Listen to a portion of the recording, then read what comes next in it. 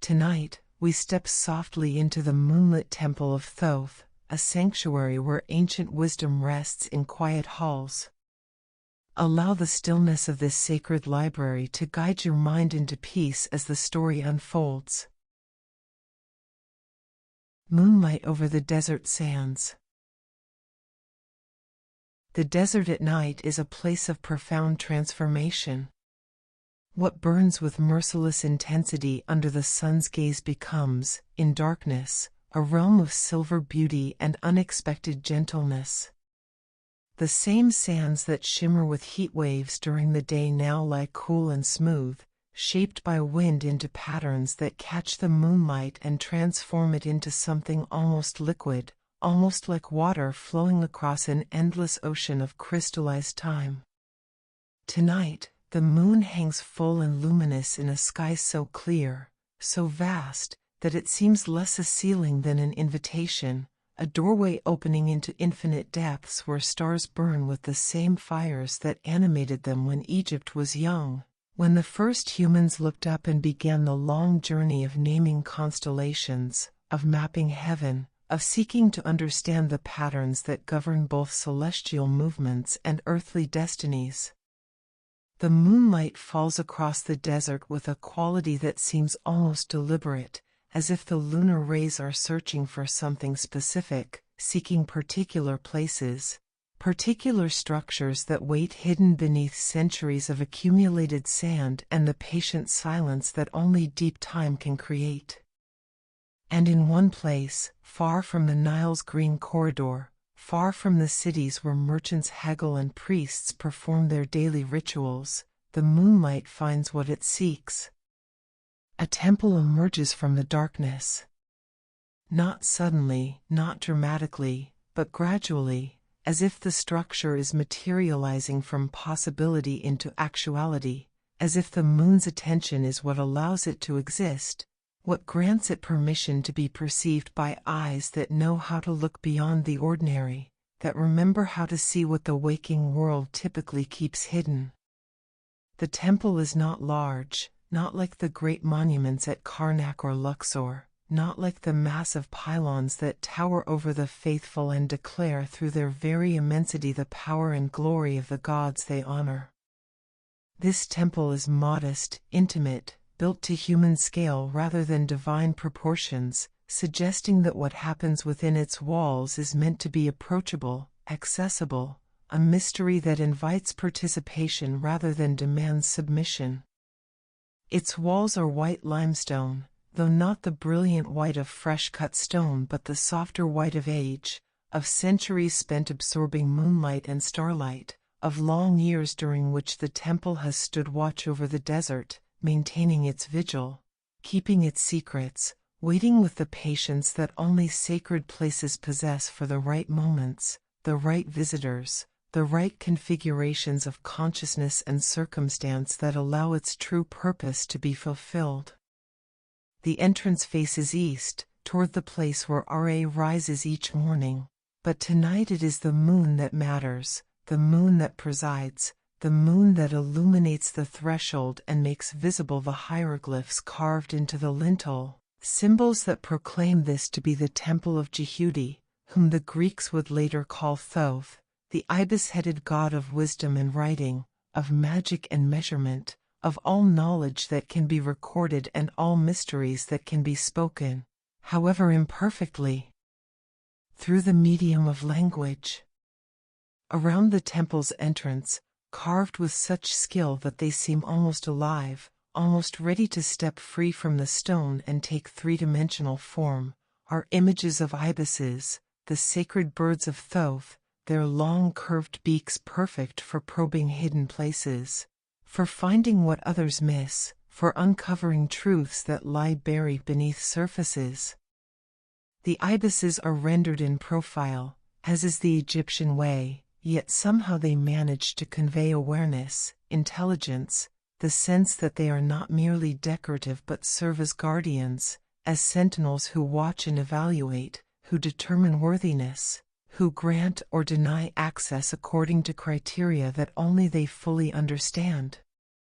Between the ibis figures, smaller hieroglyphs tell stories, fragments of myths about Thoth's role in cosmic affairs, his weighing of words against truth, his recording of deeds both heroic and shameful, his mediation between gods when conflict threatens to tear apart the delicate balance that keeps chaos at bay and allows order to persist. These are not merely decorative tales but invitations, promises about what waits within for those brave enough to enter, wise enough to seek, humble enough to receive what the temple offers to those who approach with proper respect and genuine desire to learn. The desert wind rises slightly, carrying with it the scent of sand and stone, of distances too vast to comprehend and silences too deep to break. The sound it makes as it moves across the dunes is almost musical, almost like the whisper of voices speaking in languages that predate human speech, that belong to the earth itself, to the ancient consciousness that inhabited this land before Egyptians built their temples and tombs, before pharaohs claimed divine right and priests codified the relationships between mortals and gods. A pathway leads to the temple entrance, not paved with stone or brick, but marked only by the way moonlight falls across the sand, creating a river of silver that flows from the horizon toward the threshold, beckoning, inviting, suggesting that this is the way. This is the path that must be followed. This is how one approaches the temple of Thoth when the moon is full and the desert holds its breath and the veils between worlds grow thin enough that passage becomes possible for those who know how to take the first step. And on this night, someone does know. Someone has been called, not with words or sounds, but with the deeper summons that speaks directly to the soul, that bypasses conscious thought and reaches the part of consciousness that remembers being star stuff, that recalls existing before birth and knows with certainty that existence continues after death, that understands in ways the waking mind can never quite grasp that there are realms beyond the physical, dimensions beyond the three that ordinary perception reveals, layers of reality that only become accessible when specific conditions align and specific choices are made. A traveler approaches across the desert, moving with the steady pace of one who has walked far but feels no fatigue, who has journeyed from distant places but arrives fresh and ready, as if the miles crossed have somehow energized rather than depleted, as if approaching the temple of Thoth bestows vitality rather than consuming it. Their robes, simple linen, undyed, the color of sand and moonlight, move gently in the desert breeze, and their feet make no sound as they follow the silver path toward the temple's entrance. They are not Egyptian, this traveler. Or perhaps they are from everywhere and nowhere, belonging to no specific nation or era, existing in that timeless space where seekers dwell, where those who pursue wisdom regardless of cost make their temporary homes.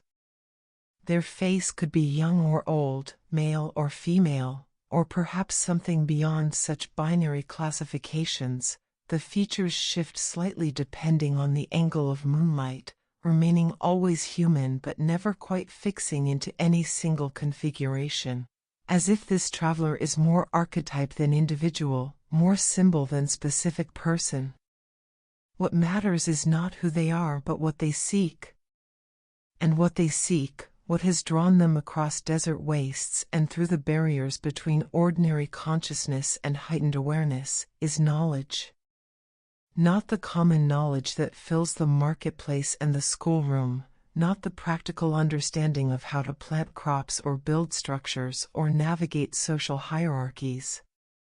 They seek the deeper knowledge, the hidden wisdom that Thoth guards, the mysteries that can only be learned directly, that cannot be conveyed through ordinary teaching but must be experienced, must be lived, must be integrated into the very substance of one's being before they can be truly known.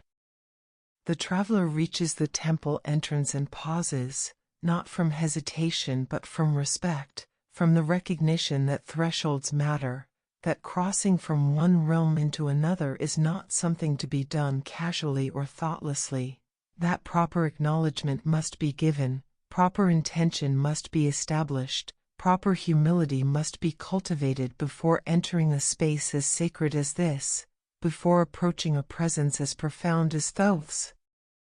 They raise their hands, palms forward, in a gesture of peace and openness, demonstrating that they carry no weapons, harbor no ill intent, come not to steal or defile but to learn, to receive, to be changed by what waits within.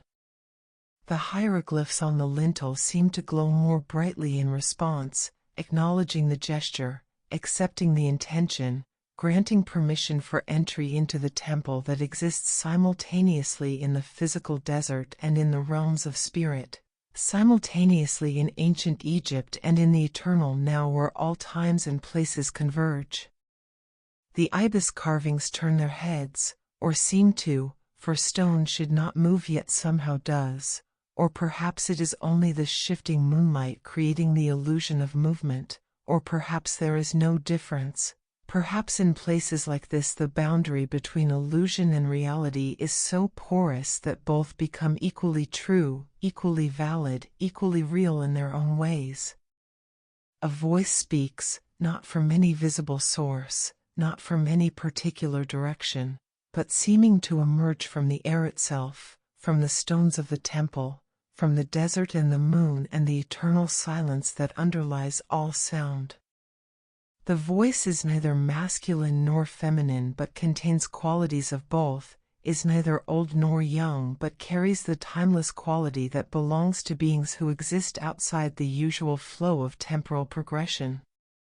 "Welcome, seeker of wisdom," the voice says, and though it speaks the ancient Egyptian tongue, the language of the Middle Kingdom when words still carried power, when names were not merely labels but contained the essence of what they named, somehow the traveler understands perfectly, as if meaning flows directly from consciousness to consciousness without requiring the mediation of grammar or vocabulary. You stand at the threshold of the library of Thoth, the voice continues, the repository of knowledge that predates the pyramids, that will outlast the dynasties, that exists as long as consciousness seeks to understand itself and the cosmos that contains it. Within these walls are gathered the accumulated wisdom of ages, not written on papyrus or carved in stone, though such records exist here, but inscribed in the very fabric of reality itself, embedded in the structure of space and time, woven into the patterns that govern existence at its most fundamental levels. The traveler listens, absorbing not just the words but the quality of presence behind them, the sense of vast intelligence regarding them with interest but without judgment, with curiosity but without demand, with welcome but without obligation. This is Thoth's nature. He offers knowledge freely to those who seek it genuinely, but he does not impose, does not proselytize, does not insist that his truths must be accepted by all. He simply is, simply knows, simply keeps the records and maintains the balance and offers wisdom to those ready to receive it. Enter, if you will, the voice invites, and the darkness beyond the threshold seems to lighten slightly, revealing the beginning of a corridor that extends into the temple's interior, lit by sources not immediately visible, glowing with soft radiance that promises guidance without harshness, illumination without glare. Enter and discover what you have come to learn. Enter and allow yourself to be transformed by knowledge that changes not just what you know but who you are. Enter and remember that all who seek wisdom are welcome here, that this temple exists for precisely such seekers, that your presence honors both yourself and the God who maintains this place of learning, this sanctuary of truth, this refuge for all who value understanding over ignorance, clarity over confusion, light over darkness. The traveler takes a breath, deep, steadying, preparing for transformation, and steps across the threshold, leaving the moonlit desert behind, entering the temple of Thoth where wisdom waits patiently, eternally, ready to reveal itself to those brave enough to seek, humble enough to receive, and wise enough to recognize that true knowledge always leads not to arrogance but to deeper humility, not to certainty but to more profound questions, not to the end of seeking but to the realization that seeking itself is the path, the practice, the sacred work that consciousness performs in its endless effort to know itself and the reality it inhabits. The desert wind whispers across the cooling sands. The moon continues its silent arc across the star-scattered sky. And within the temple of Thoth, the library awakens to receive its newest visitor, to share its secrets with one more soul who has answered the call, who has followed the silver path, who has dared to cross the threshold between ordinary knowing and the extraordinary wisdom that waits beyond. The Temple of the Ibis God. The corridor extends before the traveler, its walls rising higher than the modest exterior suggested, creating a sense of unexpected vastness contained within what appeared from outside to be a humble structure. This is the first lesson the temple teaches, that appearance deceives, that what seems small may contain infinities, that the greatest treasures often dwell in the least ostentatious vessels. The walls are covered with hieroglyphs, but these are not the formal, rigid signs found in royal tombs or temple proclamations. These flow and curve with organic grace, as if the words themselves are alive, as if the knowledge they contain has animated the very symbols used to record it.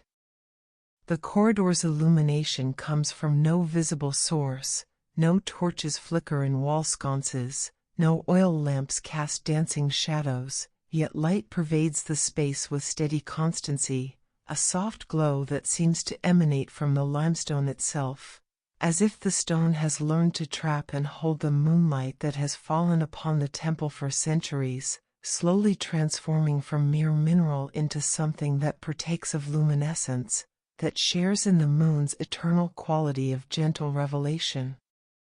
As the traveler moves deeper into the temple, the air changes quality. The dry desert heat gives way to coolness that is not cold but refreshing, reminiscent of the Nile's banks in early morning when the river breathes mist and the papyrus rustles with hidden life. There is moisture in this air, not oppressive or damp, but present enough to carry scents that the desert cannot support: lotus flowers and papyrus reeds, cedar wood and myrrh, the distinctive fragrance of papyrus ink made from lampblack and gum arabic, the smell that belongs uniquely to places where knowledge is preserved, where words are committed to permanent record, where the thoughts of the wise are captured and held against the erosion of time. The corridor opens into a chamber, the first of many, the traveler senses, but significant in its own right, serving as an antechamber, a place of transition between the outer world and the inner sanctum where the library's greatest treasures wait. The chamber is circular, its walls curving smoothly to meet a domed ceiling decorated with constellations rendered in lapis lazuli and gold. These are not merely decorative, they map the heavens as Thoth himself charted them, recording the positions of stars and planets with such precision that later astronomers, studying these ancient records, would be astounded by their accuracy. At the chamber's center stands a statue, and even before approaching it, the traveler knows this is Thoth. The figure is perhaps twice human height, carved from black granite that has been polished until it reflects light like dark water. The god stands in the traditional Egyptian posture, left foot slightly forward, arms at his sides, body held with the rigid formality that Egyptian art demanded, yet somehow conveying not stiffness but alertness, readiness, the poised attention of a teacher waiting for students to arrive, of a guardian prepared to offer either protection or challenge as circumstance requires. The head is that of an ibis, rendered with such anatomical precision that the traveler can see individual feather textures carved into the stone, can observe the curve of the long beak that seems capable of probing the deepest mysteries, of extracting truth from even the most obscure hiding places. The eyes are inlaid with white quartz and obsidian, and they catch the ambient light in ways that create the unsettling impression of actual sight, of consciousness inhabiting stone, of awareness looking out through mineral eyes to assess, to evaluate, to determine what this particular visitor needs, what knowledge they are ready to receive, what transformations they are prepared to undergo. In one hand, the statue holds an ankh, the symbol of life, its loop representing the eternal, its crossbeam marking the intersection of time and space, heaven and earth, spirit and matter. In the other hand, a scepter, sign of power and dominion, though Thoth's dominion is not over subjects or territories but over knowledge itself, over the vast realm of understanding that extends infinitely in all directions, that can be explored but never exhausted, that rewards every genuine seeker while remaining forever larger than any individual consciousness can completely encompass. At the statue's feet, carved in hieroglyphs that seem to shimmer with particular intensity, is an inscription. The traveler kneels to read it, and the words, though written in the ancient script, translate themselves in the reader's mind as naturally as breathing. I am Jehudi, Lord of Kamenu, whom the Greeks name Thoth. I am the measurer of time and the counter of stars. I am the scribe of the gods and the keeper of cosmic accounts. I am the mediator who resolved the conflict between Horus and Set, who restored the eye that was wounded, who brings balance where there is discord and clarity where there is confusion. I am the patron of scribes and magicians, of astronomers and physicians, of all who seek to understand the patterns that govern existence, the laws that order chaos, the principles that allow consciousness to navigate the infinite complexity of being. Approach me with respect, and I will teach. Approach me with humility, and I will reveal. Approach me with genuine desire to learn, and I will open doors that have remained closed, will show you truths that have waited since before your birth to be discovered, will grant you access to knowledge that will transform not just what you know but who you are. The traveler rises from their kneeling position, and as they do, the statue seems to shift, not moving in any physical sense, but changing in presence, in the quality of consciousness it radiates. The eyes appear to focus more directly, the posture to lean slightly forward, the entire form to become more present, more engaged, as if the god himself is paying attention now, is observing this particular visitor with interest, with curiosity about what they will do, what they will choose, how they will respond to the opportunities and challenges that the library offers. You have entered seeking wisdom, a voice says, the same voice that welcomed the traveler at the threshold, but closer now, more intimate, carrying overtones of personality that were absent in the formal greeting. This is Thoth speaking, not through the stone statue but through it, using the carved form as a focus, a point of contact between divine consciousness and mortal awareness, a bridge across which communication can flow in both directions. But wisdom, Thoth continues, is not a thing that can be grasped like gold or hoarded like grain. It is not information to be memorized or facts to be collected. Wisdom is transformation, the fundamental restructuring of consciousness that occurs when understanding moves from the surface of the mind into the depths of being, when knowledge ceases to be something you possess and becomes something you are.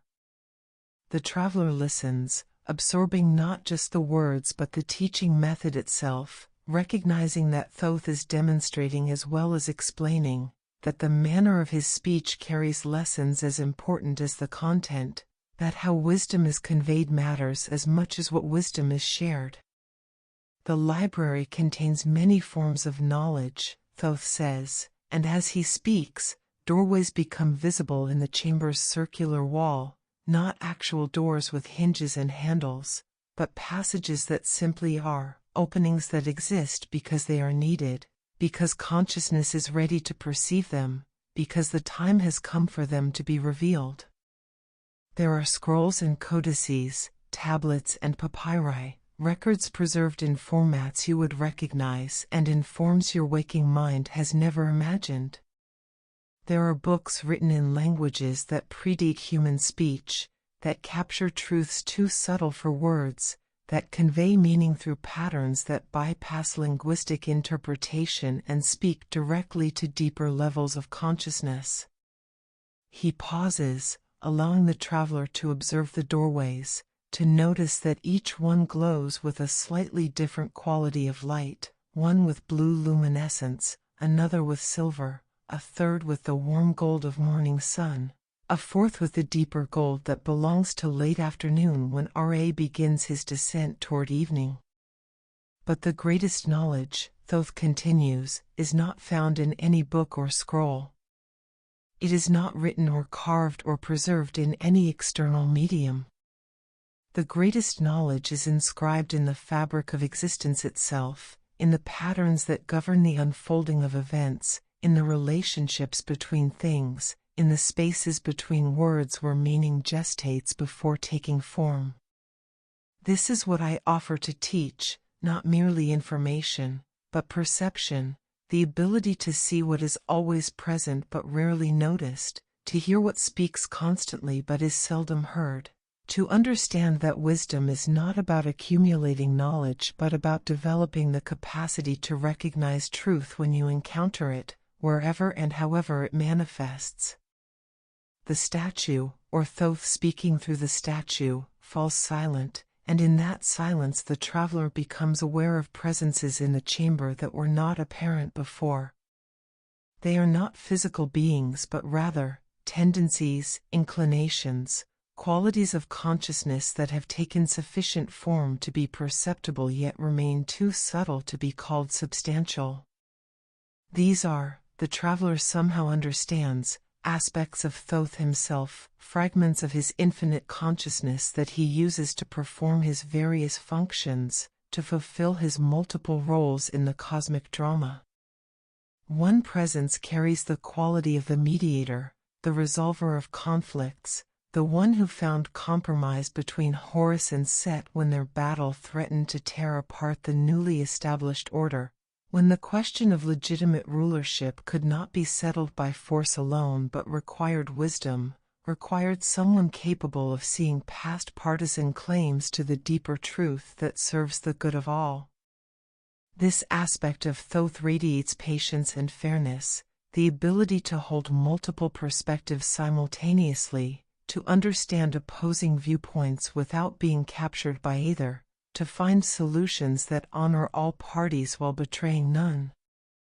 Another presence embodies the scribe, the recorder, the one who keeps the cosmic accounts with absolute accuracy, who writes down the deeds of gods and mortals, who maintains the record against which hearts are weighed in the hall of judgment, who ensures that nothing is forgotten, that all actions have consequences that are duly noted, that the universe maintains its memory and learns from its own history. This aspect of Thoth carries the quality of impartiality, of observation without judgment, of witnessing without interference, of preserving without interpreting, simply holding the mirror up to existence and reflecting back what actually is rather than what anyone wishes were true. A third presence carries the energy of the magician, the master of words of power, the one who knows the true names of things and can therefore command them, who understands that language is not merely descriptive but creative, that properly spoken words reshape reality, that knowledge of hidden correspondences grants power not over others but over the chaos that constantly threatens to dissolve the patterns that consciousness requires to exist. This aspect of Thoth radiates controlled power, wisdom tempered by responsibility, understanding that magic is not about bending reality to selfish will but about participating consciously in the ongoing work of creation, about adding one's voice to the cosmic conversation in ways that increase harmony rather than discord. These aspects, Thoth's voice says, and countless others, are all part of what I am. And they are also, in potential, part of what you are. For consciousness is not fundamentally divided into separate categories of mortal and divine, human and God. These are temporary distinctions, useful for organizing experience but not ultimate truths. At the deepest level, all consciousness partakes of the same source, the same ground of being. You are not separate from divinity, you are divinity exploring what it means to experience limitation, to exist within the constraints of time and space and physical form, to undergo the journey from ignorance to understanding, from confusion to clarity, from separation to recognition of fundamental unity. The chamber seems to expand as Thoth speaks, its walls receding into distance or perhaps into other dimensions, creating the sense that this space is far larger than physical measurements could capture, that it extends not just through the 3 dimensions of ordinary space but through layers and levels of reality that consciousness can access but geometry cannot describe. Come, Thoth says, and one of the doorways brightens, inviting passage, promising revelation. Come and see what the library holds. Come and discover what you have always known but have forgotten. Come and remember who you truly are beneath the temporary identity you wear, beneath the name and history and collection of memories that you think of as yourself but which are merely the costume consciousness has donned for this particular performance, this specific expression of the eternal play in which awareness explores its own nature through infinite variations, infinite experiences, infinite perspectives on the single, unified reality that underlies all apparent multiplicity. The traveler moves toward the glowing doorway, drawn by curiosity and something deeper, a recognition that this is why they came, that whatever waited beyond that threshold is what they have been seeking, perhaps not just in this journey but across lifetimes, across the vast expanses of existence that stretch before and after this single human incarnation, across the eternal now in which all times and places exist simultaneously, in which past and future collapse into the perpetual present where consciousness dwells always, where the only moment that actually is the moment you are experiencing right now, the moment in which choice occurs, in which awareness witnesses itself, in which the infinite plays at being finite and discovers through that play truths that could be learned no other way. The doorway welcomes the traveler, and they step through, leaving the chamber with its statue and its circling presences, entering deeper into the temple of Thoth, moving toward the heart of the library where the greatest mysteries wait, where wisdom offers itself to those brave enough to seek it, humble enough to receive it, and wise enough to recognize that true knowledge always brings not certainty but deeper questions, not answers that close inquiry but insights that open ever wider vistas of wonder, of possibility, of the infinite adventure that consciousness undertakes when it chooses to explore rather than to rest, to question rather than to accept, to seek always for deeper truth beneath whatever surface understanding it has temporarily achieved. Lanterns of blue flame. Beyond the threshold lies a corridor unlike any the traveler has seen, long and straight, stretching into distance that seems impossibly far given the temple's modest exterior. The walls here are lined with niches, hundreds of them, perhaps thousands, each one containing a source of light that burns with extraordinary beauty and strangeness. These are not ordinary flames. They burn blue, not the pale blue of a hot fire's base, but a deep, luminous azure like the sky at twilight's deepest moment, like lapis lazuli lit from within. Each flame hovers without fuel, without wick or oil, suspended in its niche as if gravity has no claim on it, as if the normal laws governing combustion have been set aside in favor of something else, some principle of illumination that belongs more to magic than to physics. The blue flames cast no smoke, create no heat that the traveler can feel, yet they provide light enough to see clearly, to read the hieroglyphs carved between the niches, to observe the scrolls that line the corridor's lower walls, hundreds upon hundreds of papyrus rolls, each one carefully stored in its cubby, each one representing knowledge preserved, wisdom captured, understanding made permanent through the written word. The blue flames, Thoth's voice explains, emanating now from everywhere and nowhere, no longer tied to the statue but pervading the space itself, burn with Ma'at, the principle of truth, order, balance that underlies all existence. They cannot be extinguished by wind or water, cannot be stolen or hoarded, cannot illuminate falsehood or deception. They respond only to genuine seeking, burning brightest for those who truly wish to learn, dimming for those whose interest is casual or whose intentions are corrupt. As if to demonstrate, the flames nearest the traveler flare slightly brighter, acknowledging pure intention, honoring the sincere desire to understand. The light they cast is gentle on the eyes, revealing without harsh exposure, showing what needs to be seen while respecting the mysteries that should remain veiled. The traveler walks slowly down the corridor, observing the scrolls, the flames, the interplay of light and shadow that creates patterns on the walls.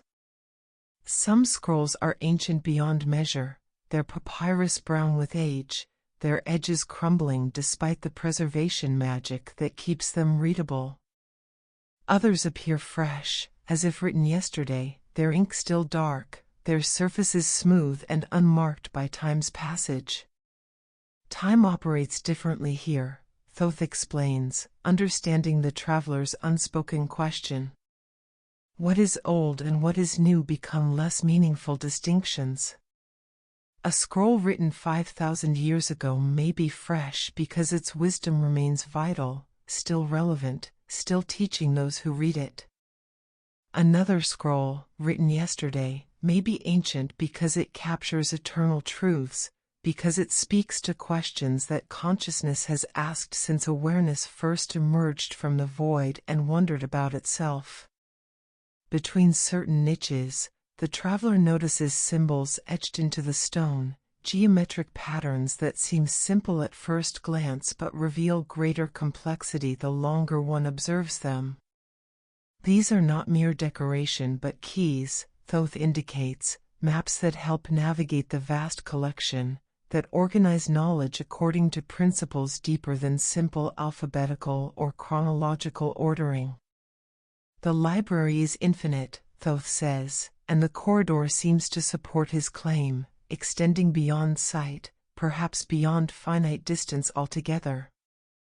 Not infinite in size, the temple occupies only the space it occupies, but infinite in content. The scrolls you see contain all knowledge that has been discovered, all wisdom that has been learned, all understanding that consciousness has achieved throughout the entirety of existence. Past, present, future, all are recorded here, for time is merely another dimension to be mapped, another variable to be measured and understood.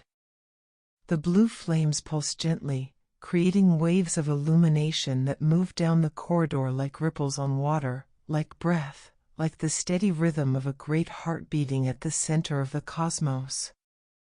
The traveler finds their own breathing synchronizing with this rhythm, their heartbeat aligning with the pulse of the flames, their consciousness settling into harmony with the deep patterns that govern this place. Ahead, the corridor opens into another chamber, and the blue light grows stronger there, promising greater revelations, deeper mysteries. But before moving forward, the traveler pauses beside one particular scroll, drawn to it by intuition, by the sense that this specific piece of knowledge is meant for them, that among all the infinite texts preserved in this endless corridor, this one holds something they need to learn. The scroll bears no title, no external indication of its contents, yet the traveler knows with certainty beyond doubt, that unrolling it will reveal exactly what they need at this moment, what their soul has been seeking, what their consciousness is ready to receive. Take it, Thoth encourages, his voice warm with approval.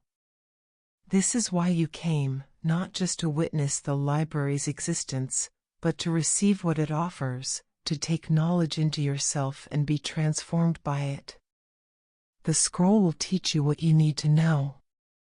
Trust that the library has guided you to precisely the right text, that coincidence does not govern here, that everything in this place operates according to patterns far more deliberate than chance.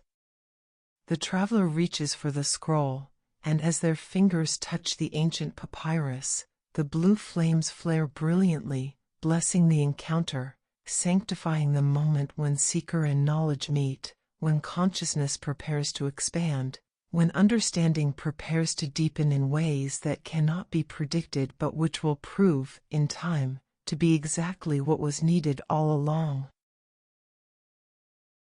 The Hall of Eternal Quills. The chamber beyond the corridor is vast and circular, its domed ceiling disappearing into heights that seem to transcend ordinary three-dimensional space. At the room's center rises a structure that defies simple description, part fountain, part sculpture, part living thing. From its base, which appears carved from a single piece of white alabaster, rise dozens of channels through which something flows upward, defying gravity, moving from bottom to top in streams of liquid light. These are the eternal quills, and they are writing. Each stream of light terminates in a point that moves across the air itself, inscribing hieroglyphs and symbols that hang suspended for a moment before fading, before being replaced by new characters, new words, new knowledge being recorded in real time.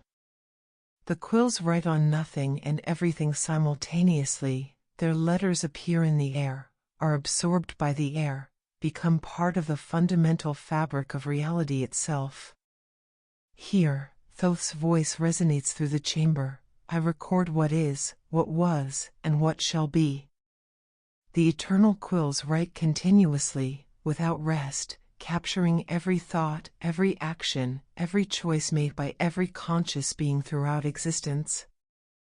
Nothing escapes recording. Nothing is forgotten or lost. All is preserved in the Akashic records, the cosmic library that exists beyond physical form, of which this temple is merely one access point, one window through which mortal consciousness can glimpse the infinite documentation of everything that ever happens or could happen. The traveler approaches the fountain sculpture, watching in wonder as the quills dance and write, as knowledge pours forth in visible streams, as truth inscribes itself in letters of light. Some quills write in hieroglyphs, others in scripts the traveler has never seen, cuneiform in Sanskrit, runes and ideograms, alphabets that belong to civilizations yet unborn, to species that will evolve long after humanity has transformed into something else. Every life is recorded here, Thoth explains. Every joy and sorrow, every triumph and failure, every moment of courage and instance of fear. When souls stand before Anubis and Osiris, when hearts are weighed against the feather of Ma'at, these are the records that testify, that bear witness to how each consciousness chose to express itself during its time in physical form. But the recording, Thoth makes clear, is not about judgment. It is about preservation, about ensuring that nothing is meaningless, that no experience is wasted, that all learning, even learning through error, through suffering, through the countless mistakes that consciousness makes in its journey toward greater understanding, all of it matters, all of it contributes to the vast tapestry of cosmic knowledge. The traveler watches one quill in particular, following its movements as it writes what appears to be their own story, capturing moments from their life with perfect accuracy yet also with compassion, recording facts without condemnation, witnessing choices without imposing moral weight beyond what the choices themselves naturally carry.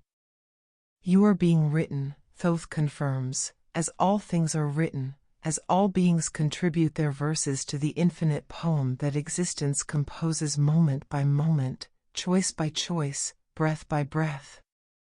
But you are also writing, through your choices, through your consciousness, through the way you engage with reality and shape it through your presence.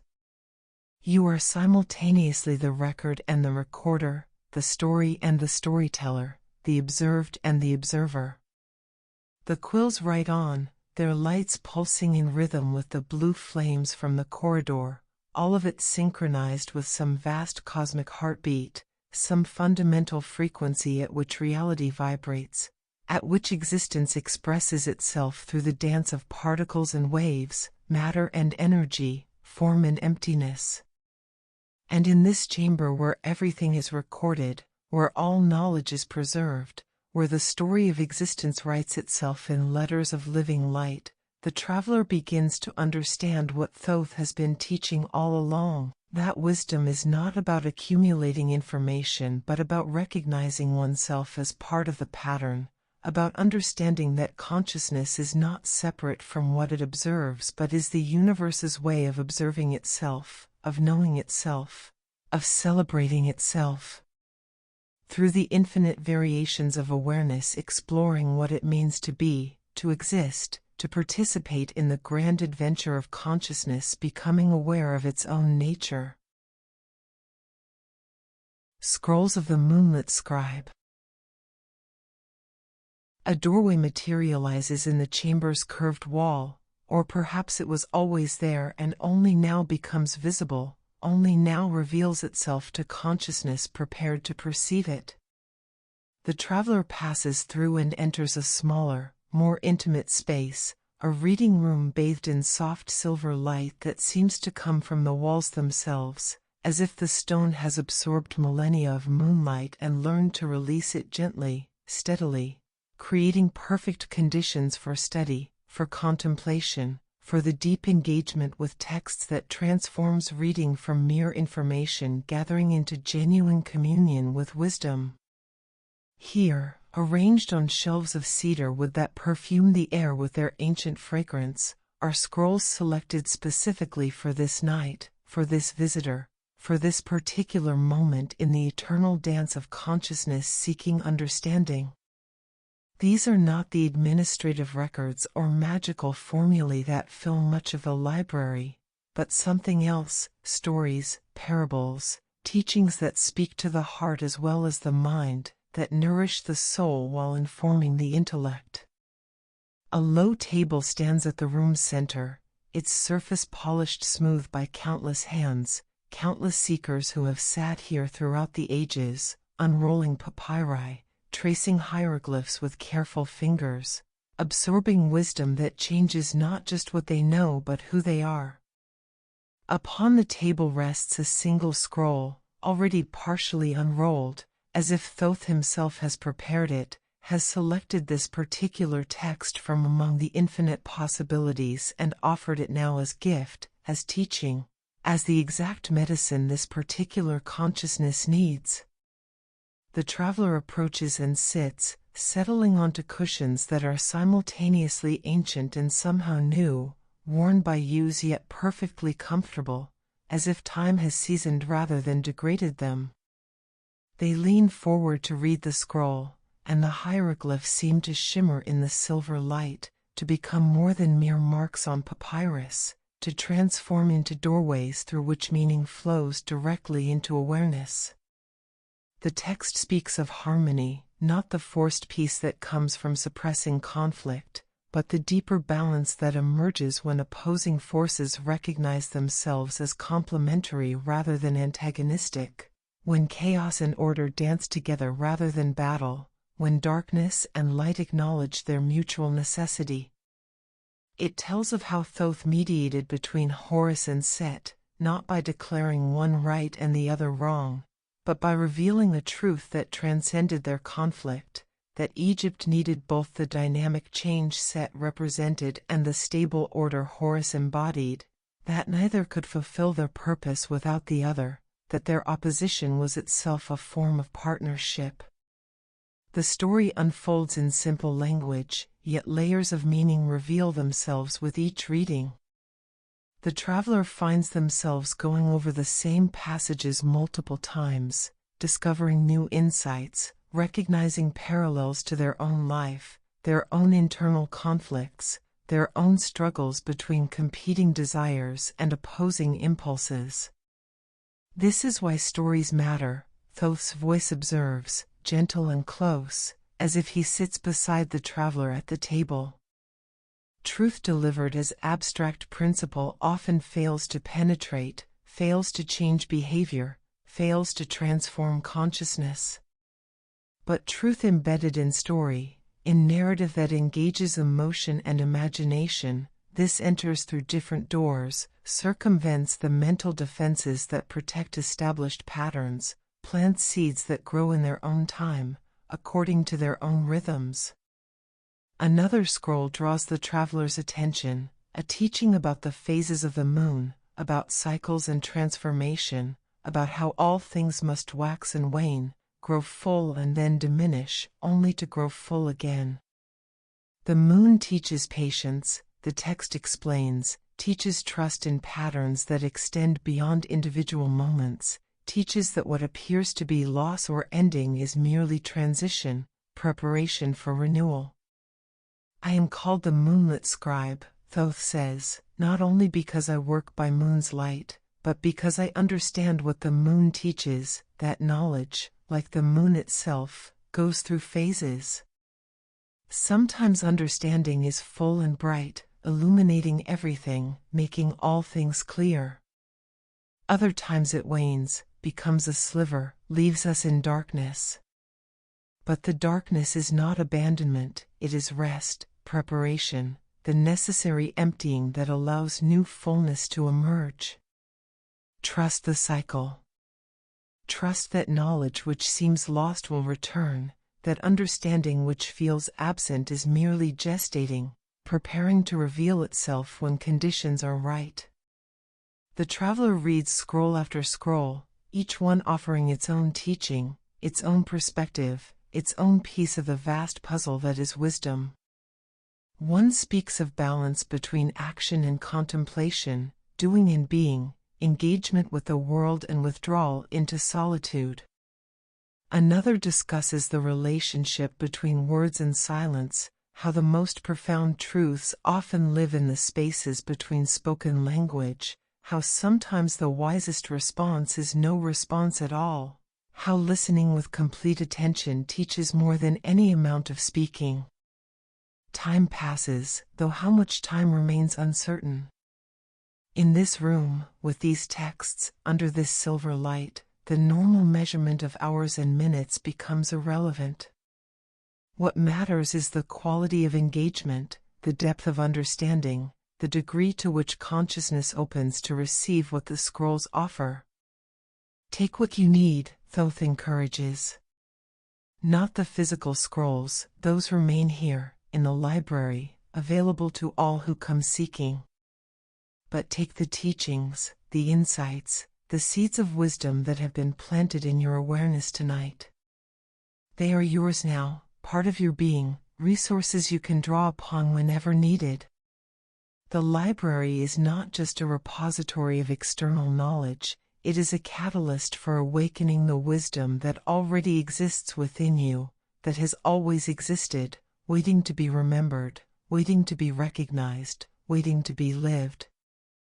The traveler sits back from the table, feeling both satisfied and hungry, satisfied with what has been learned, yet hungry for more, recognizing that true wisdom creates not satiation but deeper appetite, not conclusion but renewed curiosity, not the end of questions but the emergence of better, deeper, more profound questions that lead ever further into the mystery.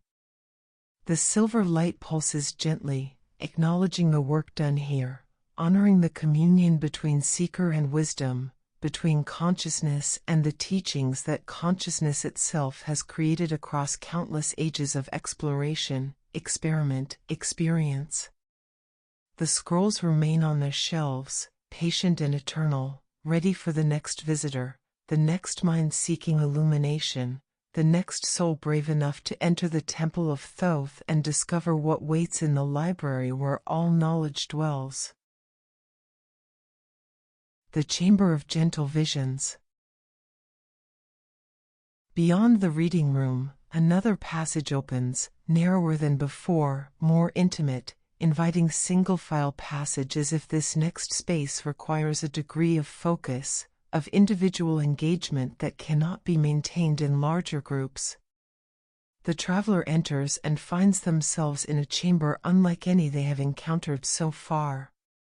The walls here are not stone but something that resembles water, surfaces that ripple and flow without actually moving, that reflect and refract light in impossible ways, that seem to exist in multiple states simultaneously.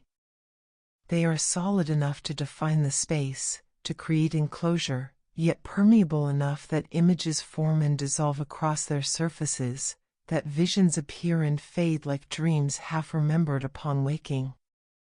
At the chamber's center floats a sphere of crystal, clear as desert air, perfect in its symmetry, suspended without visible support at exactly eye level for the traveler, as if it has adjusted itself to their height, to their particular perspective.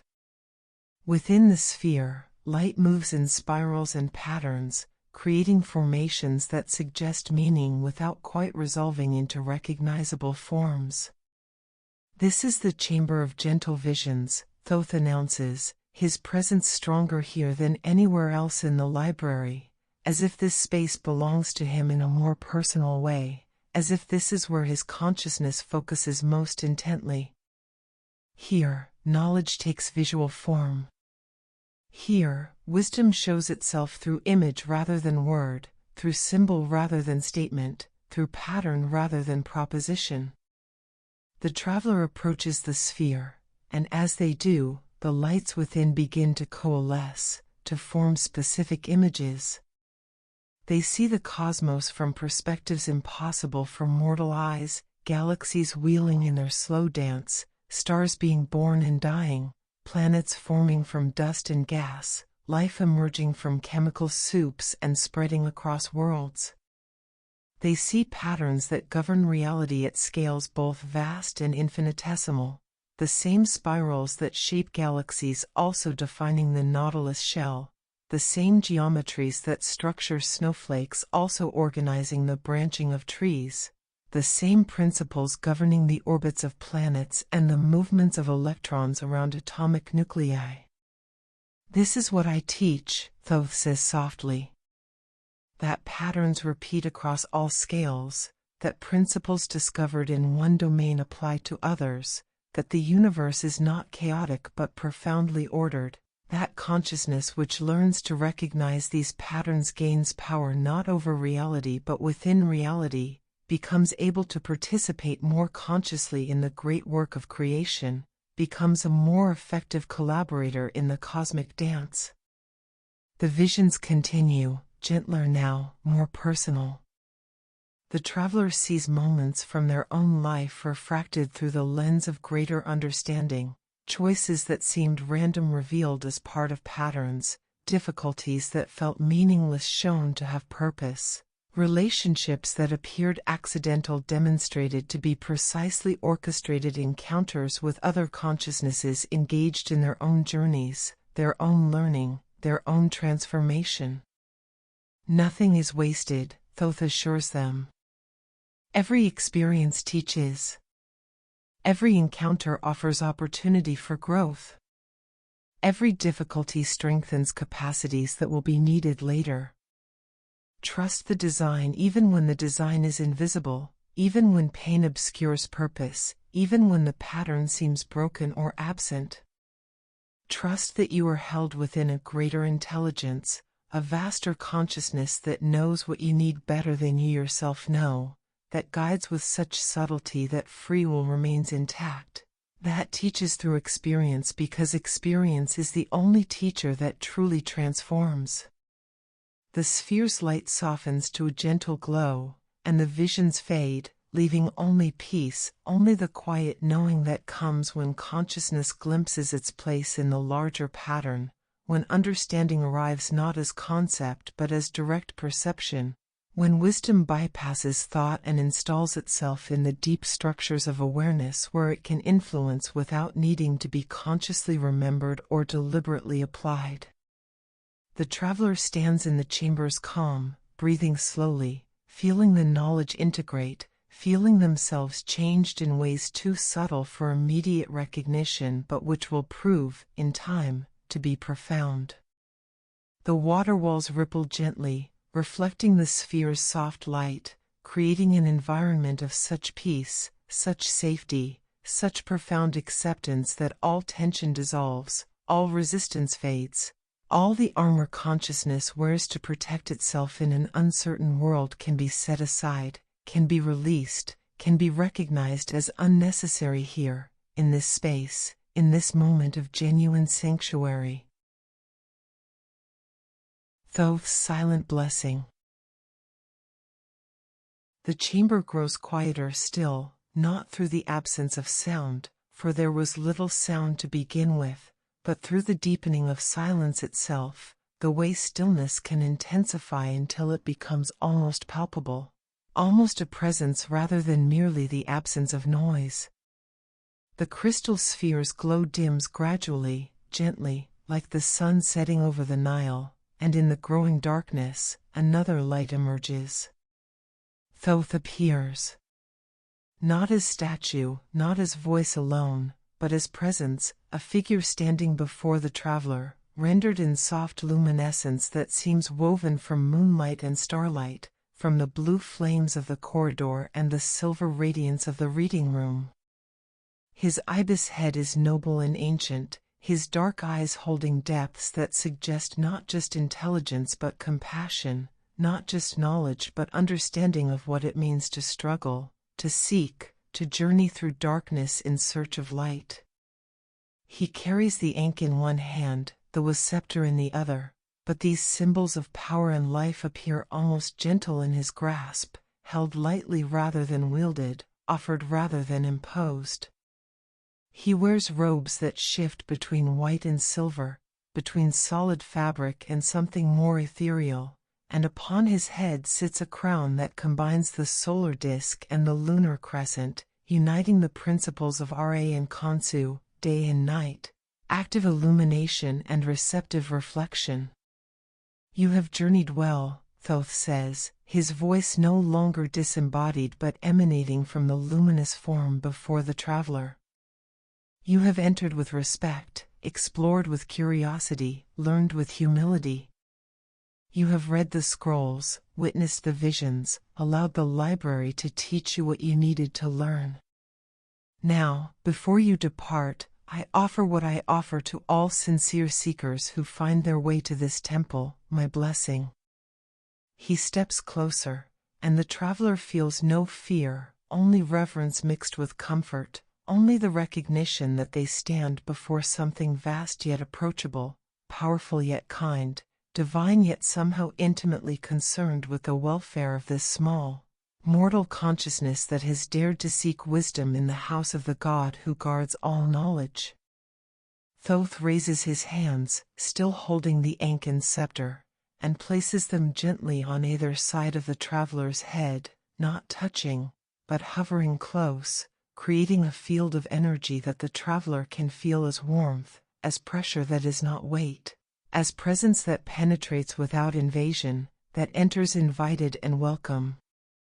"I bless you with clarity," Thoth intones, his voice resonating not just in the chamber but in the traveler's very being, in the core of consciousness where words become experience, where meaning bypasses understanding and installs itself directly. "May you see clearly what is before you. May confusion dissolve when you seek truth. May the patterns that govern existence reveal themselves to your perception when you need to recognize them. The warmth intensifies slightly, and the traveler feels something shifting in their awareness, some veil thinning, some capacity awakening that had lain dormant, waiting for this moment, this permission, this divine touch that activates potential and transforms it into actuality. I bless you with patience, Thoth continues. May you trust the cycles, the seasons, the necessary periods of growth and rest. May you accept that wisdom ripens in its own time, that understanding cannot be forced, that some truths must be lived before they can be known. May you have the courage to wait when waiting is required, to persist when perseverance is needed, to rest when rest serves better than striving. The blessing flows through the traveler like gentle rain through dry earth, like light through darkness, like recognition through confusion. They feel their constant rushing, the urgency that drives so much of mortal existence, the fear that there is not enough time, that opportunities will be missed, that delay means failure. They feel this urgency loosening its grip, dissolving in the face of a deeper trust, a more profound confidence in the pattern that holds all things. I bless you with balance, Thoth says, his voice carrying the weight of cosmic authority now, speaking not just to this individual but to the principle of consciousness itself, addressing not just the person but the eternal witness within the person, the awareness that predates birth and will survive death, the spark of divinity that incarnated in flesh to learn what only embodiment can teach. May you walk the middle path between extremes. May you honor both light and shadow, activity and rest, engagement and withdrawal. May you understand that wisdom lies not in choosing one pole over another but in dancing between them, in holding tension without forcing resolution, in allowing opposites to coexist, to inform each other, to create through their interaction something more valuable than either could produce alone. The traveler feels their consciousness expanding, feels old rigidities softening, feels the either-or thinking that has constrained so many choices giving way to more nuanced understanding, to recognition that life is not about selecting correct answers from limited options but about learning to navigate complexity with grace, to honor multiple truths simultaneously, to become comfortable with paradox and ambiguity. Thoth lowers his hands, and the direct intensity of the blessing eases, but its effects remain, settling into the deep structures of the traveler's being, establishing new patterns, new possibilities, new ways of engaging with existence that will unfold gradually over time, revealing their value through experience rather than through immediate transformation. Remember, Thoth says, his voice gentle now, almost tender, that you carry the library within you.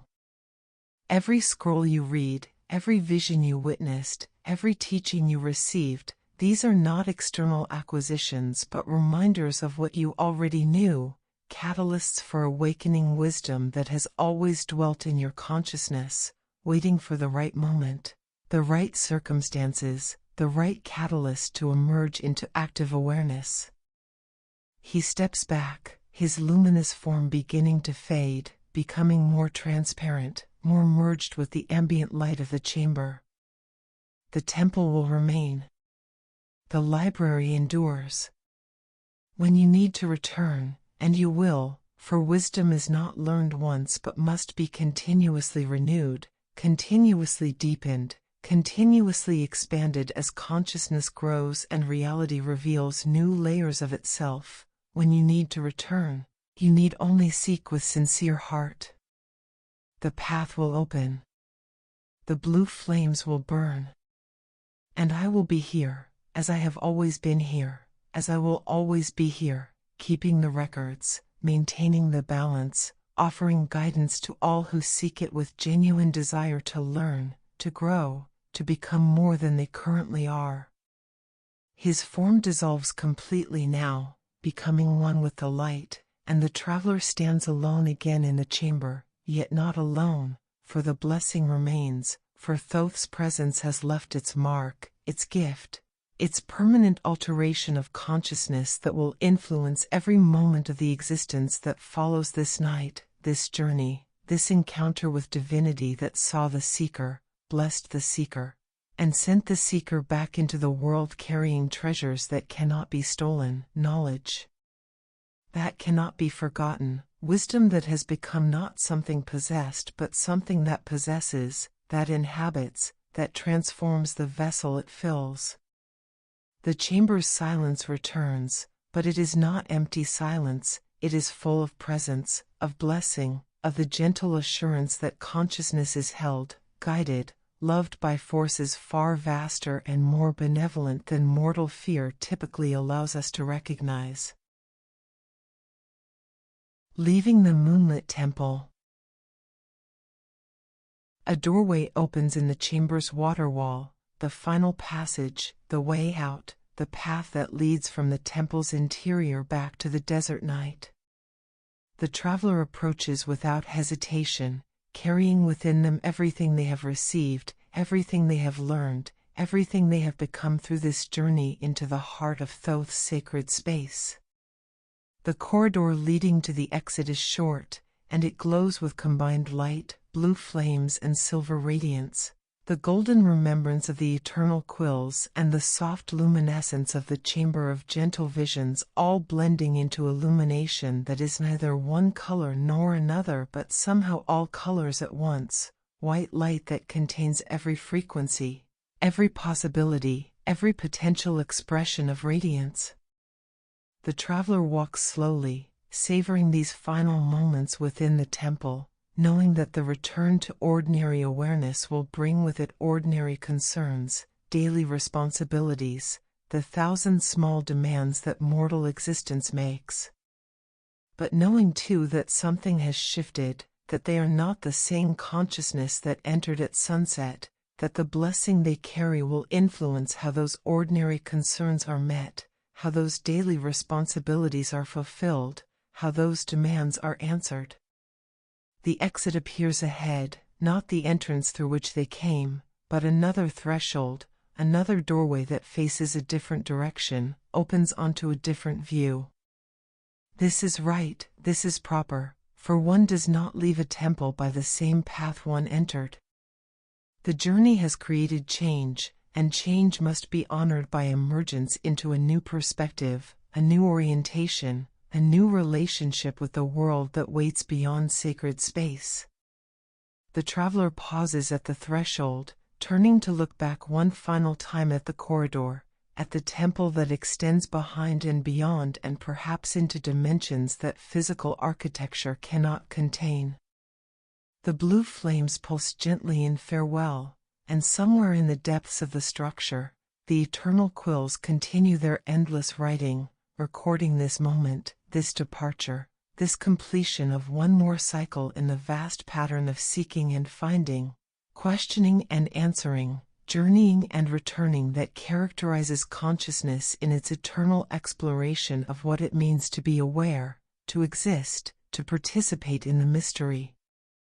Thank you, the traveler whispers, speaking to Thoth, to the library, to the temple itself, to the unnamed forces that conspired to bring them here, to grant them entry, to offer them these gifts of wisdom and blessing and transformation.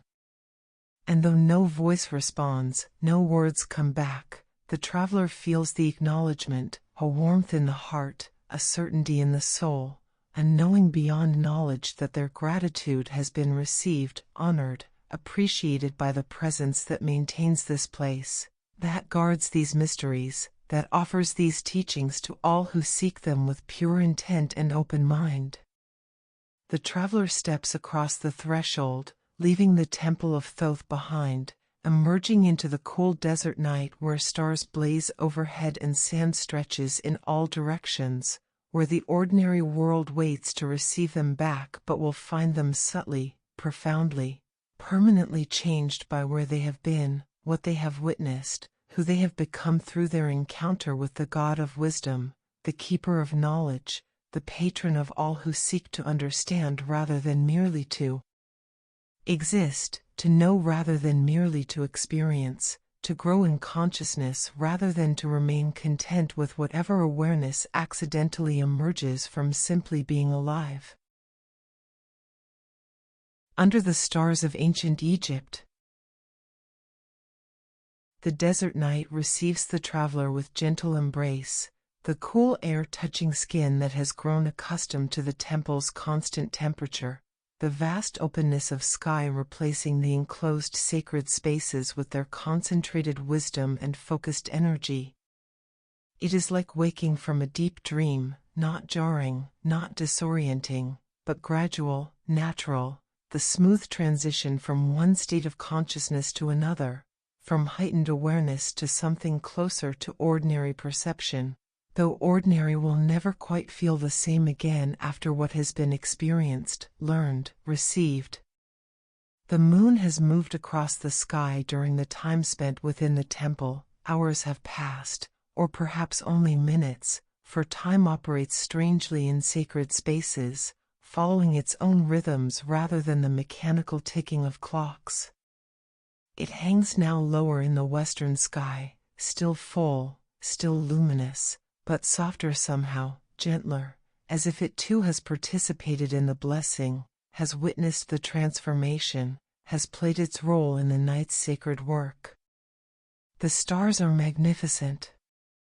In the clear desert air, with no lights from cities to dim their brilliance, they blaze with intensity rarely seen in the modern world, with a clarity that the ancients knew intimately, that guided their pyramids' alignment and their temples' orientation, that taught them astronomy and inspired their theology. The Milky Way stretches overhead like a river of light, like a celestial reflection of the Nile that flows through Egypt's heart, connecting earth and heaven, below and above, mortal and divine. The traveler walks slowly across the cooling sand, each step deliberate, mindful, carrying awareness not just of destination but of the journey itself, of the movement through space, of the body's interaction with the world, of breath flowing in and out, of heartbeat pulsing steadily, of consciousness witnessing itself witnessing, of the strange, beautiful fact of being aware that one is aware, of existing in this particular form, in this particular moment, under these particular stars. Behind them, the temple has already begun to fade, not disappearing exactly, but becoming less distinct, less solid, merging back into the desert as if it were made of concentrated moonlight rather than stone, as if its physical existence is optional, dependent on the presence of seekers to make it manifest, to call it forth from the potential where it waits between visitors.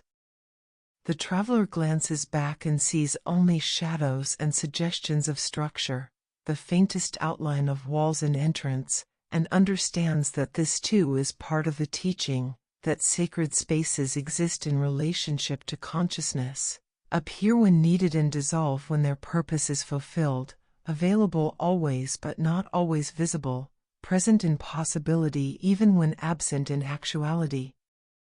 The blessing Thoth bestowed continues to work its subtle magic.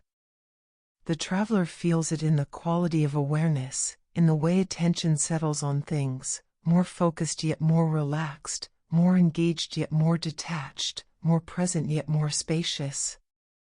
The urgency that typically drives thinking has eased, replaced by confidence that what needs to be known will be known in its own time, that what needs to be done will be done when conditions are right, that consciousness can trust the pattern that holds it, can release the constant striving that exhausts, can rest in the fundamental benevolence of existence even when particular experiences are difficult.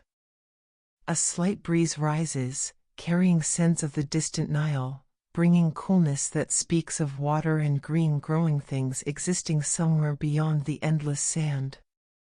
The traveler breathes deeply, allowing the air to fill lungs, to oxygenate blood, to sustain the physical form that consciousness inhabits temporarily, that serves as vehicle and vessel, as instrument through which awareness explores what it means to exist in matter, to be bound by time, to experience limitation as teacher rather than as punishment. The stars will slowly overhead, marking time's passage with celestial precision, following paths they have followed for millennia, that they will follow for millennia more, indifferent to human concerns yet somehow also intimately connected to human destiny. For humans have always looked to stars for guidance, for meaning, for assurance that pattern exists, that order underlies apparent chaos, that consciousness is not alone in the vast emptiness but is held, witnessed, celebrated by forces that transcend individual existence while still honoring each individual expression of awareness. The traveler finds a place to sit, a smooth rock half buried in sand, positioned as if deliberately placed for exactly this purpose, for this person, for this moment of rest and integration and gradual return to ordinary consciousness. They settle onto the stone and look up, allowing vision to fill with stars, allowing awareness to expand into the vastness of the night sky, to touch the infinite spaces between stars where darkness is not emptiness but potential, where the void is pregnant with possibilities, where what appears to be nothing is actually everything waiting to become something. Words from the scrolls return to memory, teachings about cycles and patterns, about patience and balance, about the relationship between what changes and what remains constant through all change. The eternal quills are still writing, the traveler knows, still recording this moment, this breath, this witnessing of stars by consciousness that emerged from stardust and will return to stardust, that is temporarily organized into human form but is fundamentally cosmic in nature, universal in essence, eternal in its deepest identity. The blessing of clarity allows perception that might otherwise remain obscure. Looking at the stars, the traveler sees not just distant suns but recognizes the patterns, constellations that ancient Egyptians mapped and named, celestial markers that guided both literal navigation and spiritual orientation, that helped mortals understand their place in the cosmos, that reminded them of connections between heaven and earth, divine and human, eternal and temporal. The blessing of patience allows acceptance of not knowing, of not needing to understand everything immediately, of trusting that revelation unfolds according to its own schedule rather than according to ego's demands. Questions remain about existence, about consciousness, about purpose and meaning and the ultimate nature of reality, but these questions no longer generate anxiety. They are held lightly, explored with curiosity rather than desperation, investigated with interest rather than need, allowed to remain mysterious while still being engaged sincerely. The blessing of balance allows contradictions to coexist without requiring resolution. The traveler feels both small and vast, both insignificant and essential, both temporary and eternal. These apparent opposites no longer conflict but inform each other, create depth through their interaction, generate wisdom through their dynamic relationship rather than through any final synthesis that would collapse them into single truth. Time passes, how much time remains uncertain, for the traveler has ceased to track minutes or hours, has released concern about when or whether to move, has surrendered to simply being here, now, under these stars, in this peace, carrying these blessings, holding this wisdom, breathing this air, witnessing this perfect moment that is simultaneously unique and eternal, never before and always already, specific to now yet connected to all nows that have ever been or will ever be. Eventually, naturally, without forcing or deciding in any conscious way, the traveler stands. The body knows it is time to return, not to the temple, which has completed its work, but to the life that continues, to the world that waits, to the people and places and purposes that constitute the particular expression of consciousness that this individual represents.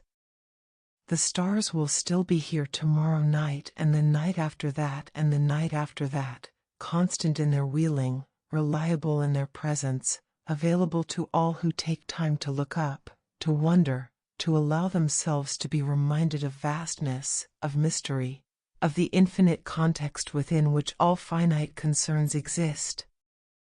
The traveler begins walking, choosing a direction not randomly but intuitively, trusting that the same intelligence that guided them to the temple will guide them back to where they need to go, that paths appear for those who trust enough to walk them.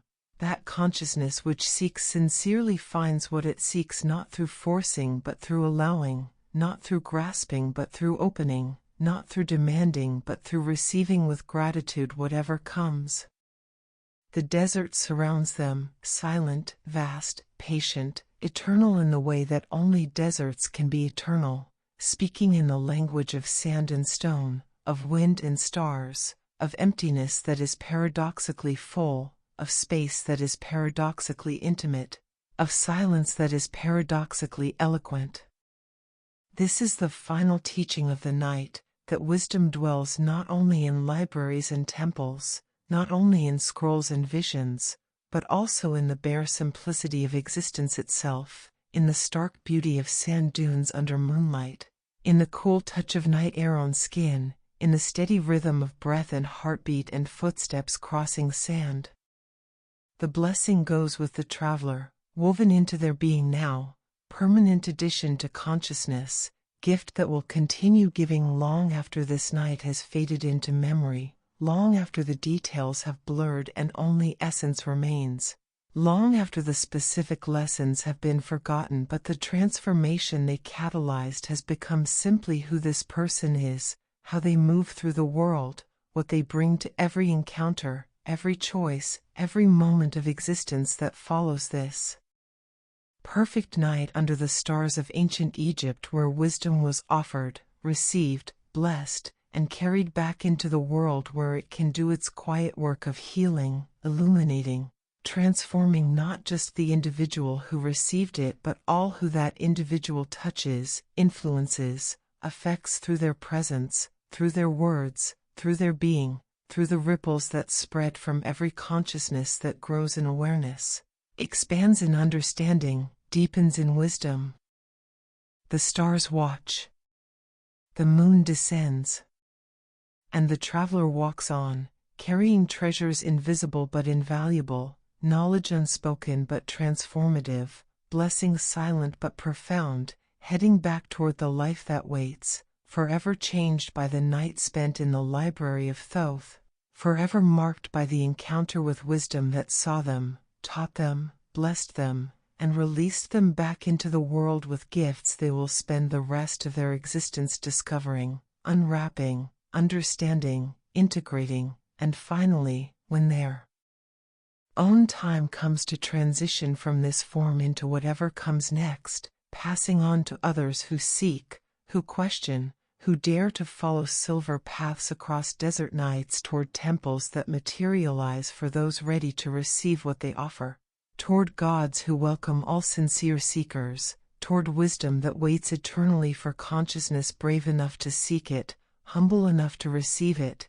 and wise enough to recognize that the seeking itself is the treasure, that the journey is the destination, that the questioning is the answer, that consciousness awakening to itself is the purpose, the meaning, the sacred work that underlies all other works and makes everything, even confusion, even suffering, even the 1,000 small deaths that precede the final transformation, makes everything worthwhile, everything sacred, everything part of the grand pattern that Thoth records, maintains, honors, and invites all beings to recognize, to celebrate, to participate in consciously, lovingly, gratefully, wisely. Sleep now under these stars. Rest in the peace of the desert night. Know that you are held by wisdom greater than you can comprehend, blessed by forces more benevolent than you can imagine, guided by intelligence vaster than you can conceive. The library remains. Thoth watches. And when you wake, whether to the dawn of another day or to the greater dawn that comes when life itself completes, you will carry these gifts forward, these blessings onward, these teachings deeper into the heart of existence where they can do their work, where they can fulfill their purpose, where they can contribute to the grand awakening that is consciousness learning to know itself, to love itself, to recognize itself in all its infinite expressions, all its varied forms, all its beautiful, mysterious, eternal manifestations. Rest. The stars keep vigil. All is well.